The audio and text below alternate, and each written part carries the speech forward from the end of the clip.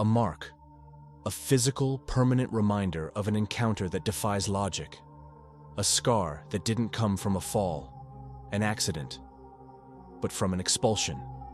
A violent expulsion, not by human hands, but by something ancient.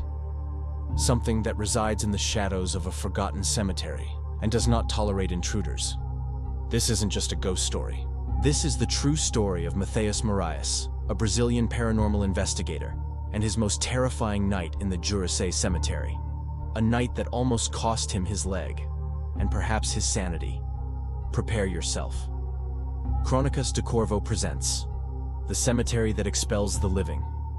Matheus Moraes was no newcomer to the world of the unexplained. Fascinated from an early age by documentaries and TV shows about the paranormal, he began his own investigations in 2005. The trigger? Reports from security guard friends about strange noises in a wing of the Ribeirão Preto Clinical Hospital. That first foray was just the beginning. Over more than a decade, Matheus became an experienced ghost hunter, accumulating over 100 investigations in haunted locations across Brazil. Old mansions, abandoned psychiatric hospitals, hotels with dark histories. But no place marked him as deeply as the small, ancient cemetery in the district of Jurucê in Jardinópolis, São Paulo's countryside. A place with burial records dating back to 1921, known for housing the remains of many children who fell victim to the 7-day sickness.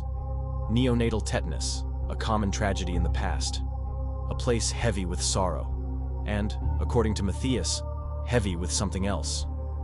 He considers it, without hesitation, the most haunted place he has ever set foot in Brazil.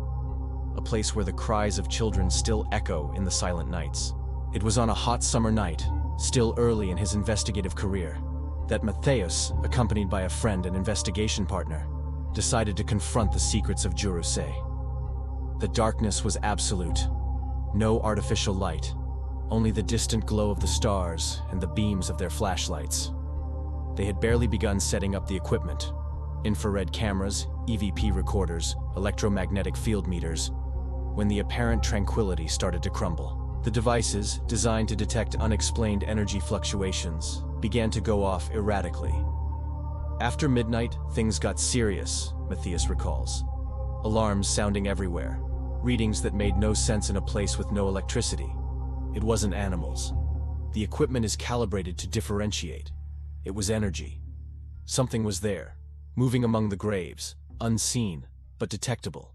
The tension mounted with each minute. The feeling of being watched was palpable. The air grew heavy, cold. Whispers seemed to come from nowhere, captured only by the sensitive recorders. And then, the inexplicable manifested in a terrifying way. Out of nowhere, a storm of dust and wind erupted within the cemetery's boundaries. It wasn't a normal weather condition. It was localized, violent, almost personal. It was like something out of a horror movie, Matheus describes. The dust blinded them, got into their throats, made it hard to breathe. His partner, panicking, shouted, "Drop everything, let's go! They're kicking us out!" They ran for the main gate, the only way out. But as they reached it, the heavy iron gate slammed shut with tremendous force right in front of them. They tried to open it, pushed with all their might, but it wouldn't budge. They were trapped. The wind and dust were relentless. The message was clear. Get out. Now. Desperate, their only option was to scale the high, crumbling cemetery wall. And then, the shock. As they landed outside, the storm ceased instantly. They looked back into the cemetery. Calm. They looked up. The sky was clear, starry. A bright moon illuminated the dirt road. Not a breeze. As if nothing had happened. The terror wasn't over yet. As they tried to catch their breath, they saw a figure emerge from the darkness of the cemetery, passing unscathed through the now closed gate. A dog, black as night. The animal approached calmly, without barking. It came up to Matheus and brushed against his legs, as if asking for affection. A strangely normal gesture amidst the supernatural chaos. Then, the dog turned around, walked back through the gate, and disappeared into the darkness among the graves. They thought it was just a stray dog living there. Beaten and scared, they left, leaving their equipment behind.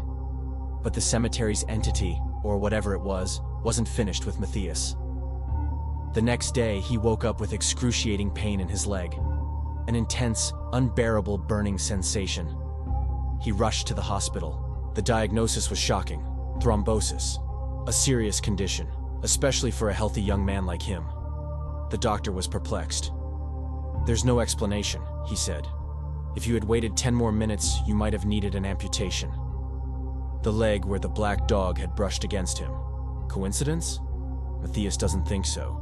That spot became a wound that wouldn't heal for months, defying conventional medical treatments.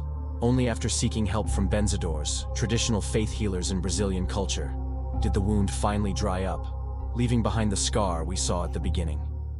"It's the only physical proof I have on my body today that can attest to this cemetery story," Matthias states, an indelible mark of his most terrifying night. Matthias never returned to Jurucê after that episode. The experience taught him a hard lesson about respecting the boundaries of the unknown. "You have to obey," he says. "First and foremost, we must have respect, because whether we like it or not, we are invading their place, their land. You have to ask for permission, authorization. Every place has an owner. And if they tell us to leave and we disobey, they start to attack." He continued his investigations, facing other entities and phenomena, like the aggressive spirit of Colonel Schmidt at the Coffee Museum in Ribeirão Preto, who also tries to expel unwanted visitors. But the mark from Jurucê remains a dark testament to the power some places hold. What really happened that night? Was it mass hysteria, misinterpreted natural phenomena? Or did Matthias and his friend truly disturb something ancient and powerful guarding that cemetery? Something that didn't hesitate to leave a physical mark to prove its point? Stories like Matthias' remind us that there are mysteries in this world that science still struggles to explain. The Jurucê cemetery is still there, silent under the sun, but guarding its shadows and secrets when night falls. What about you? Do you believe places can hold energies or entities capable of physically interacting with the living? Have you ever had an unexplained experience? Leave your comment below. We want to hear your story. If you're fascinated by bizarre cases and real mysteries like this one, don't forget to subscribe to Crônicas do Corvo and turn on notifications. Every week, we unveil a new shadow. Until next time, if you dare.